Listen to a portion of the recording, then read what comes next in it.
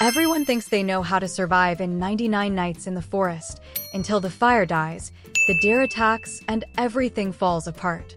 But what if I told you there are 43 secret tricks the pros don't want you to know? From doubling red chest loot to farming infinite wood, to a glitch that lets you survive 500 days without fear. Once you see these, you'll never play the same way again. Whenever you spot a mine, you've basically struck gold. Well, coal actually. Every mine guarantees 5 pieces of coal, which is the perfect fuel source early game. 2 or 3 chunks will be tucked into the mine carts, and another 2 or 3 will be lying outside. Gather them all up, and you'll be able to upgrade your campfire in no time. Need a mountain of wood? Don't just toss all your saplings into a giant clump. That'll make it hard to chop them efficiently. Instead, plant them in a U-shape near your campfire. That way you can swing through every tree in one smooth motion, chopping them all down super fast. Want extra classes without spending diamonds? Head over to the Badges tab and check which ones you still need to complete. Clearing every badge earns you 70 diamonds, and knocking out the event badges adds another 20. That's a free 90 diamonds. Fishing can be more useful than you think. At basic ponds, campfire levels 1 to 4, you can reel in bandages. But once you upgrade your fire to level 6 and fish at bone-filled ponds, you'll start catching maggots, perfect for stocking up on healing items without grinding. Here's a big survival rule. Never let your campfire go out. The moment it dies, nights get way more dangerous. The deer moves faster, gets more aggressive, and can even storm into your camp. Always keep it fueled unless you want a terrifying visitor. Trying to level up your campfire quickly? Start with coal near spawn plus a single log for level 1. For level 2, hunt down more coal.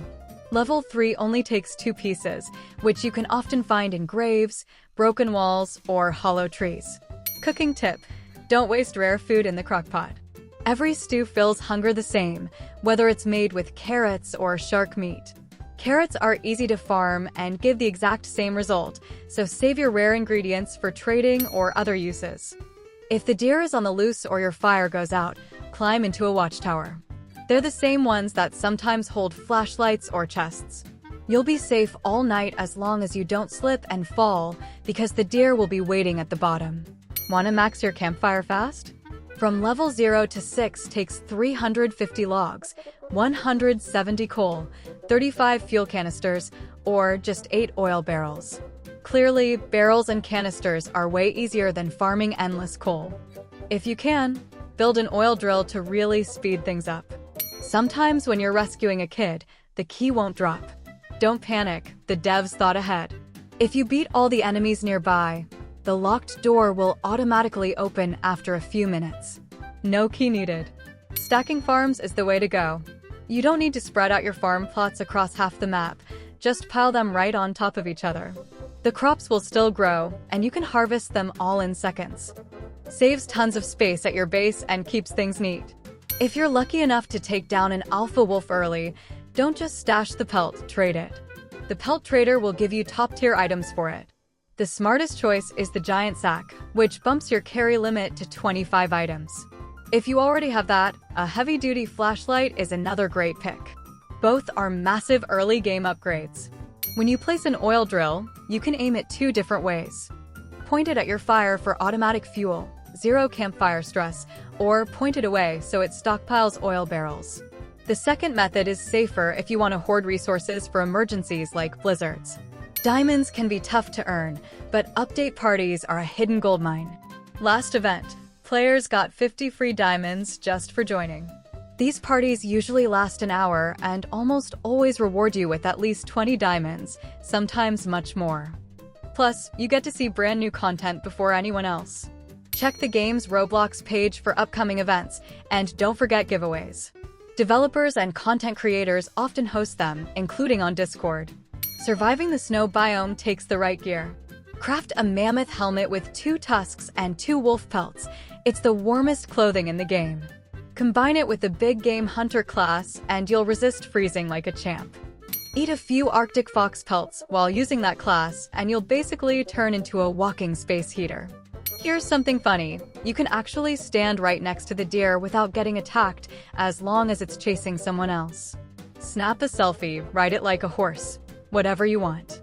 During cultist raids, it'll sometimes just hang out by the campfire, completely ignoring you until it gets scared off.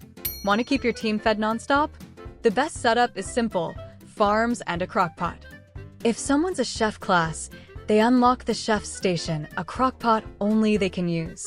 It works the same, but lets the chef focus entirely on cooking while everyone else gathers loot and rescues kids. Fishing at bone ponds doesn't just give medkits, it also lets you catch sharks, eels, and the old boot. Yep, a soggy boot. Dry it by the fire if you want, but it's still useless. Still, it's a rare flex item most players don't even know about. Large houses are great loot spots, but watch out, there's always one wolf inside.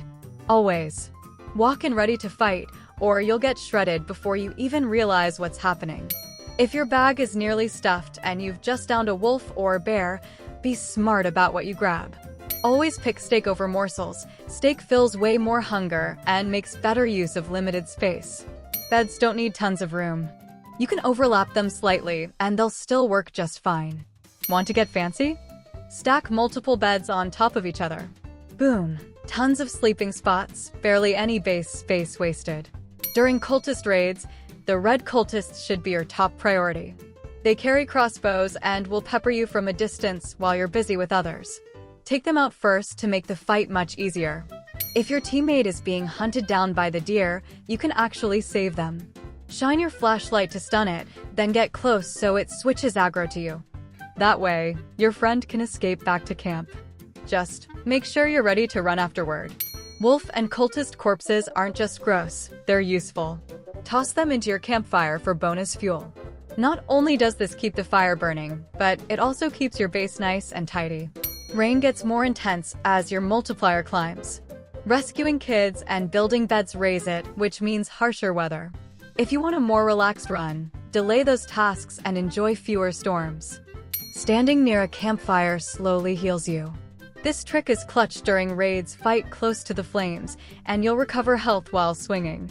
Early on, farming food is easy with a spear. Open common chests until you find one, then circle the campfire and hunt every bunny you see. You can usually collect a dozen or more, plus a chance at bunny feet. Those can be traded to the pelt trader for sacks or flashlights as early as day 2. Once your fire hits level 4, don't waste wood on it anymore. Logs barely help at that stage. Instead, use barrels or canisters for fuel and toss all your wood into the grinder. You'll need those planks for crafting anyway. For beginners with few diamonds, start with affordable classes. Scavenger costs only 25 and gives 2 extra bag slots. But if you can save, Gambler at 55 is way better. It boosts chest drops significantly.